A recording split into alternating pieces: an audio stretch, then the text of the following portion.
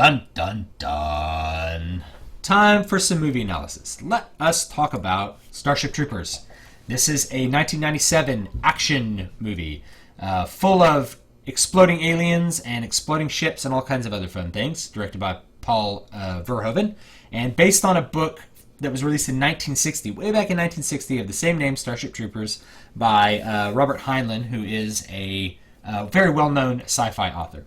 And what I thought I'd talk about with this is I thought I'd talk about the movie as a movie a little bit, and then talk about its relationship with the source material, because I think this movie is a lot more interesting when you take into account the source that it's based on. And Paul Verhoeven and the screenwriter, who is Edward Numier, their relationship to that source material and their attitude towards that source material. So let's talk about it first as a movie. It is a big action movie. It is full of lots of action. It is basically a story about some kids who go to high school together and then join the army or the Starship Navy, and basically get involved in a war with these arachnids, these bug aliens. That's the general setup for it.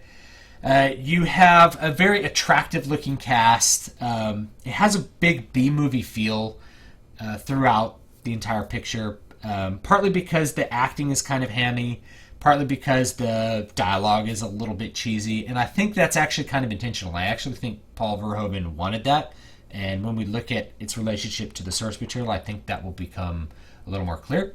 But other aspects of the movie that are worth talking about are the special effects. It's full of CGI. It has like hordes of CGI bugs just crawling all over the place. It's actually pretty cool looking. The CGI does hold up. There's also practical effects. Those do hold up. The starships are model ships, and they have practical explosions. And overall, it looks good. One of the things I like about this movie visually, as far as its visual appeal, is that it uses a cinematography style that's now very out of date, or just older, where you can actually see things happening, where you clearly see what is happening. You clearly see when a dude's legs get ripped off. And yes, it is a very gory movie. It's full of some extreme violence, and I think that is also intentional. But Paul Verhoeven really gives you a chance to take in the scenery, to really take a look at what the aliens look like, to really take a look at what people are doing in a particular action scene. You can clearly see what they're shooting at. You can see it get shot apart. That is a cinematic style that I think I prefer more. I prefer that style more than what we currently have, which is kind of the shaky cam J.J. Abrams sort of style. Which I think that style, the new style, is okay for what it does, but I do like to be able to take in the action. Especially when we're looking at the space battles, we really have time to see the ships kind of break apart and fly, and we get a chance to see the missiles shooting up. It doesn't feel like a hectic, the camera's just shaking around and being crazy. It actually feels like we're getting to sort of watch what's happening. It's more of a, I guess, what some people might call a documentary style. I don't really call it that. I would just call it a little bit slower style. And there's not as much cutting as there would be today, and I do prefer that. Like I said, the dialogue is a little bit hammy, but I think that's intentional. The character motives are kind of silly, and I think that's also intentional. Basically, here's the setup of the story: is the main character, Johnny Rico, who is the guy in the middle there. His girlfriend is on the left, his high school girlfriend, and yes, these people look like this in high school. Neil Patrick Harris looks kind of like a high schooler, but the other two are 30 in the movie, and it's just part of the B-movie aesthetic, and I like it. It's fine. She decides she's gonna she's gonna go to flight school and be a starship captain. And he's like, well, I don't want to be left behind, so he joins the army to impress his girlfriend, and then goes from there. Ends up, almost washing out, and then there's this big asteroid that hits Buenos Aires, I think. It hits Buenos Aires in Argentina. These people are from Argentina. And Johnny Rico in the novel is Filipino, but here we have three white people, but I actually think that's also intentional, so I'll talk about that in a minute. I do think having white actors was intentional. And so when that happens, when Buenos Aires is destroyed, he decides, I'm going to stick with it. I'm going to go fight these bad, evil bugs. And off they go. There is kind of like a little love triangle, or maybe like a love trapezoid with another character that's not listed here who's in love with Johnny. And then they kind of finally get together. Then she dies conveniently so that he can get back together with his original girlfriend at the very end of the movie. And conveniently, every other character in the entire movie is basically in the last scene, which kind of contributes to the B-movie feel as well. So let's talk quickly about some sci-fi elements. One of the things that people don't like about this particular rendition is that there's not power armor. In the book, there's people are wearing power armor. Basically what, if you think of a Space Marine from Warhammer 40K or like a Marine from StarCraft, that's what power armor is basically like. And we don't have that. We don't really need it. It's not essential to the story. So this aesthetic is fine for me. There's a couple of sort of like reality breaks that happen. A couple of them are like when people are shooting guns, a lot of times they kind of like put the rifle underneath their arm and don't really hold it the way a normal trained soldier would actually hold. You put the stock of your rifle into your shoulder so that you can aim through your iron sights towards your target. They don't really do that. These are actors, and I think they built these really big, oversized guns, and I'm not sure what gun platform they made these on. These are all like plastic parts that are basically attached to a real gun. I don't know what gun platform they built them on. Someone who's watching might be able to enlighten me. But they're made to look very big and over the top, and that's all, part of the aesthetic. And so the actors, especially some of the women, the gun's like almost too big to hold, so they kind of like put it under their armpit or like shoot from the hip, and you wouldn't actually do that. So that's a little bit of a reality break. The other kind of reality break is, as far as sci-fi elements go, they show this diagram of like, here's Earth and here's the bug planet, and they have an unlimited supply of asteroids that they're just like sending over to Earth. And they're shown on the other side of the galaxy. Well, the galaxy is like 110,000 light years across, maybe more, which means even if you send an asteroid at the speed of light, that's 110,000 years that asteroid takes to reach Earth. That's a long time, right? You can't just send an asteroid and have it hit Earth like a week later. It would have to be going so much faster than the speed of light. There'd be almost no reason to go to this other planet. You could just go to other galaxies in like a week, right? So that's a little bit of a reality break. You can't just like hurdle they don't really explain how you can hurdle an asteroid through space 110,000 light years and have it not take 110,000 years to get there. But maybe it does. Like maybe they're mistaking like asteroid strikes from being, brought by these bug creatures. So who knows? But they never really explain that, and that's always one that's kind of like, really? I know people are like, oh, asteroids are so destructive. Yeah, they are, but you can't send them from thousands of light years. A light year means it takes a year for that light to travel. How far light travels in a year? If something's 110,000 light years away, when we see it, we're seeing the light from that star, the light that the star emitted 110,000 years ago. So that's just a piece of sci-fi. I write sci-fi, and I really like to think about those sorts of things, and I like to think about how they affect story. In this case, they didn't really think about that. So those are some of the reality breaks. Also, like, the armor doesn't seem very effective, I guess. They do some interesting things where they're like, hey, we're going to nuke this planet. Like, we're just going to bomb this planet out. And the soldiers go in afterwards to, like, go in the hidey holes and mop everything up. So they do have, like, a legitimate sort of reason to have infantry versus just nuking a planet, because really that's what you would do if you have weapons of mass destruction, which we do have. You would just, like, nuke the planet and then have all the soldiers come in afterwards to clean everything up. So they do that. The story overall kind of works. It has, like, a good little plot arc. It has a good little love trapezoid that keeps you interested. It's got some great battle scenes. All of the elder characters are conveniently killed so that our main characters can just sort of ascend into command roles, which is very convenient. But I think that's also intentional. So that's sort of the movie as a whole. If you take the movie as just as a whole, just a movie and you don't know anything about the source material, you don't know anything about the messages, then I think you can actually enjoy it as an action movie. I think it's a very, very good-looking and enjoyable action movie just for that. So if you're not a deep thinker about this sort of stuff, that's okay. I think you can have fun with Starship Troopers. Is it going to be a 4-star movie? No, it would be like a 2-star movie, maybe, but it will probably keep you entertained for 2 hours, and you can't ask that much more than that for an action movie. But I actually think this movie does deliver quite a bit more than that. So when we talk about the relationship with the source material, it's important to note that the source material was written over 30 years before the original. It was written and published actually in 1960. In 1960, genre science fiction was a little bit different than it was in the 1990s. Genre science fiction was a big thing. It was about the ideas that were behind it.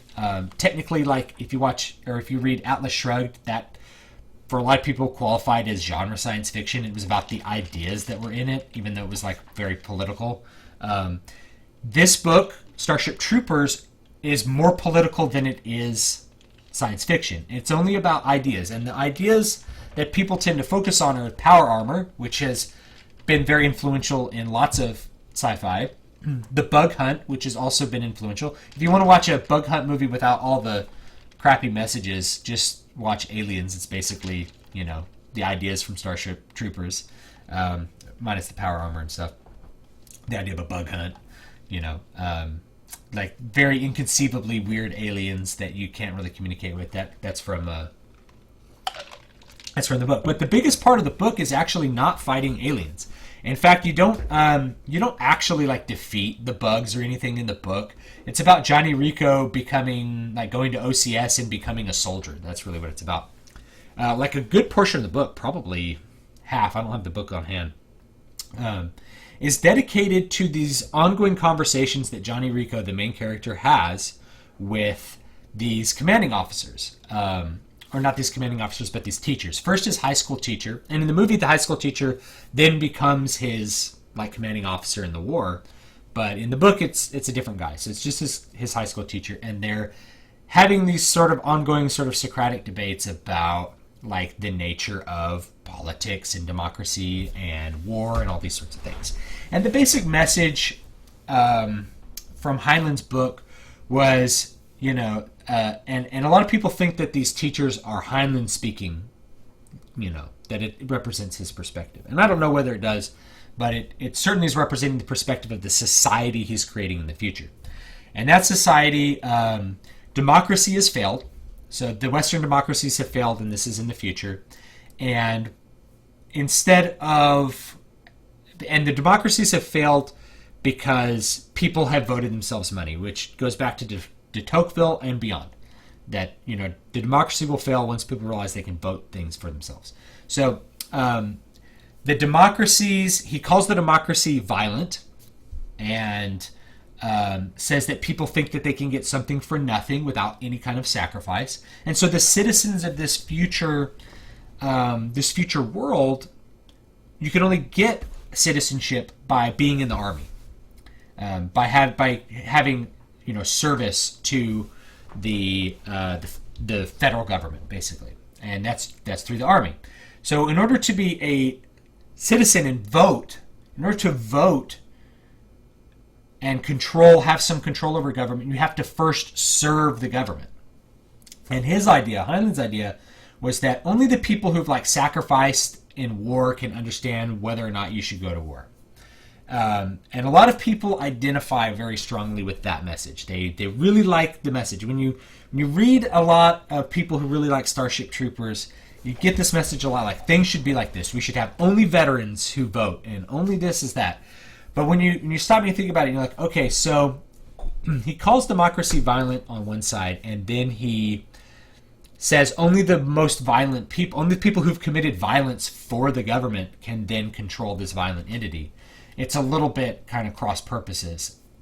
That's one of the big rebuttals. Now, like I said, a whole bunch of the book is devoted to this idea, and then the other parts of the book are devoted to Rico's evolution. And he starts, when he joins the army, he just agrees with his friend, we're going to join the service. And he evolves from a person who is completely selfish and only worries about himself to a noble figure who is completely altruistic. So his moral evolution goes from he only cares about his own self to he says, and this is actually articulated in the movie. Johnny Rico says this in the movie, that a true citizen knows that the safety of the planet is his personal responsibility. That's where it goes. That's like the pinnacle of like an altruistic thought. It's about self-sacrifice for other people. And altruism was a very big sort of range of philosophy in the 1960s, which also, you had an answer to altruism, which was Ayn Rand. So if you go read Ayn Rand, and you'll see the answer almost to Heinlein. And she read Heinlein. I'm sure she read lots of sci-fi. She loved sci-fi and loved literature, whether you like Ayn Rand or not. She answered a lot of this belief that sacrifice is noble. She had like the other answer to it because it was a very big thing in the 1960s. That's my only point. I'm not trying to take sides with that. But that message had a very particular effect on the filmmakers of Starship Troopers. And we can see some of this effect right here. If you look very closely at our characters here, it looks like they're wearing Nazi uniforms. And Paul Verhoeven said that this was really intentional. They look like they're wearing Nazi. They look like they're from Indiana Jones. Right? Paul Verhoeven did not like the original story. So the filmmaker of Starship Troopers has come out and said, I did not like the original story. I thought it was a bad story. So what Starship Troopers was an inversion. It was a total inversion of the ideas of the story. And a total mockery of the original book. And actually, I think that makes Starship Troopers a better movie as a result. And I think that Heinlein's ideas honestly deserve some satire and some mockery because they're very militaristic, and Paul Verhoeven thought that they were very fascistic, and he grew up. He's Dutch, and he grew up having to deal with the Nazis, and it was a very disturbing thing to him. He said, I had to have somebody tell me the story because I couldn't finish it. I just thought it was such a bad story. They thought it was badly written as well as like disturbing to him. So when he created the movie, like I said, he inverted all these ideas. So peppered throughout the movie are these really hilariously awful propaganda movies. So it starts off with one where it's like, we got to go out and fight the bugs. And in the middle, there's one where like the soldiers are handing their guns to children. The children are playing with these giant machine guns, and then they're handing the bullets to the children, and the children like have the bullets in their hands, and it's all like intended to be very disturbing, like you'd hand machine guns to children. And at the end, it also ends with a propaganda film. So interspersed throughout the movies are these very clear comical propaganda movies. They're extremely satirical, and that clues the listener in like, I'm not serious about this movie. And one of the reasons I think the movie kind of could succeed without any knowledge of the source material is that because of that tone, you don't take the movie seriously. The movie doesn't take itself seriously, so all the violence is in good fun. Everything about this society is presented as like utopic, but it's actually like secretly dystopic. So, everything looks very clean. Everyone lives in a super impressive lifestyle. Everybody's rich. There are no poor people that you see in this movie. You have white characters. This guy's not so white, but you have pretty much mostly white characters. And I think Paul Verhoeven kind of wanted that because of this Nazi theme. The Nazis were white. So I think he wanted more white actors. I think he wanted Argentinians that were actually white. Although there are plenty of light-skinned Argentinians. I don't want to say that they're all dark-skinned, but he wanted very Aryan-looking folks. I think that might have been intentional. I might be projecting, but I think that was intentional. It certainly plays into this aesthetic of a very militaristic, fascistic, Nazi-like group. the in addition to the propaganda films, you have characters where, like, men and women in this movie are literally equal. They do everything together. They shower together. So men and women are naked showering together, and it's like nothing to them. They're okay with it. Somehow they've separated. There's no more like gender issues. Women are just as strong as men in this movie. And I think that's kind of part of a little bit of the propaganda feel of the movie.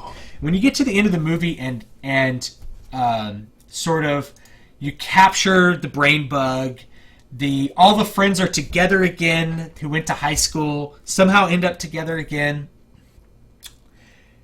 You realize that the whole movie, Paul Verhoeven made this whole movie, is a propaganda film for the government that he portrays in it.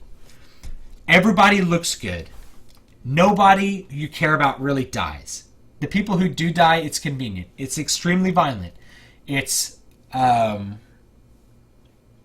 But it still has this weird happy ending. So it feels like a very strange war propaganda movie for the government that he's promoting. You know, you get citizenship by serving, by dying. Let's all go out and get our guns and die. Now, the relationship of this movie came out in 1997. Think about, like, what happened after 1997. This movie was in a way kind of like ahead of its time. It was satirizing thoughts and attitudes that hadn't yet really come to the forefront of American thought, because we hadn't had 9/11 and we hadn't had the invasions that ensued. So it was actually kind of like far-sighted in that regard. This sort of satirical look at a future army and a fight against a literally inhuman foe that they mow down with bullets. It's a very interesting message. And I say that the future is secretly dystopic because it's full of corporal punishment and all sorts of other things. I think Paul Verhoeven wanted to make the propaganda film for the government he hated in Heinlein's book. So the movie is about the hatred of the source, not a love for it. And that is really rare. It's about inverting the source and making the source into a subject of ridicule and hatred rather than promoting the source as something good and authentic. So anyway, that's sort of my basic analysis of Starship Troopers. It's got a cool B-movie feel, but I think that plays into like the propaganda feel of it. It actually looks really good. I wish more movies had this sort of style of cinematography where I can clearly see the action that's happening.